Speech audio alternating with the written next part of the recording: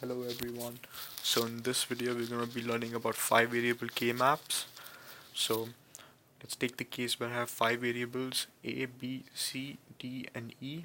So these are going to be my 5 variables. So let's look at the total number of possible combinations. So my total number of combinations is going to be given by the formula n, where n is my total number of options. Two options, 0 and 1, and my total number of variables, so I'm going to have 2 to the power 5, so 32 total combinations.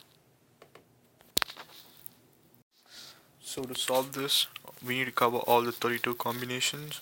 So to look at the basic concept behind solving the 5 variable K-map, let me take a diagram to explain it. So the diagram we people see is a cubic structure. It represents two 4 variable K-maps connected to each other. So this is my first 4 variable K-map and this is my second. So these two are connected to each other. So my K-map to the left, it represents a case where my A equals 0,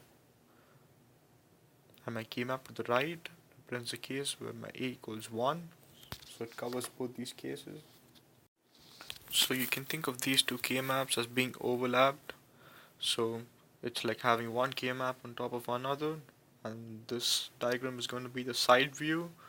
So each of these K-maps individually handles 16 combinations. So my first K-map with A equals 0 handles 16 and my second handles 16. So together they handle a total of 32 combinations. So now that we know what the basic idea is behind solving a 5 variable K-map, let me take an example to elaborate this concept more clearly. So this is my 5 variable function, which is given to me in its minterms, sigma m, and minterms represents all the rows in the truth table with values 1. So my first K-map is going to represent the case A equals 0, and my second K-map is going to represent the case where A equals 1. So now I'm going to mark all the rows given to me in the function in the minterm expression with the value 1. As you can see, 16, 17, 19, 21, 23, all of these get a value of 1. So now the remaining, the empty rows which have not been marked 1 get a 0. So I'm marking the empty spaces with zeros in both the K-maps.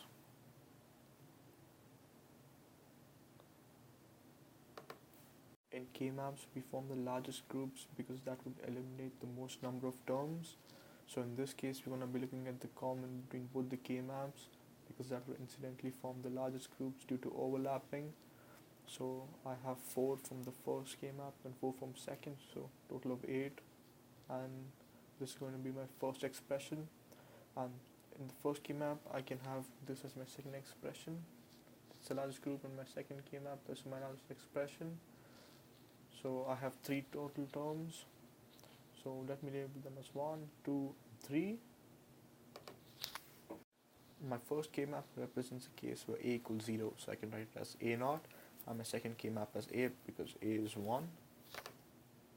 To find the expressions, we need to look at the variables that don't change. In my first expression, A changes, A is 0 and A is 1. You can see that B doesn't change, B is always 0, so I'm going to have B0. And then D also doesn't change, as D is 0 in both cases, so I'm going to have B0, D0. So my expression is going to be B0 times D0. For my second expression, I'm looking at just the first K-map. So A is not going to change, so it's going to be A0. And then I can also see that B and C don't change. It's going to be B and C0 as C is 0. So my expression is going to be A0 and B and C0.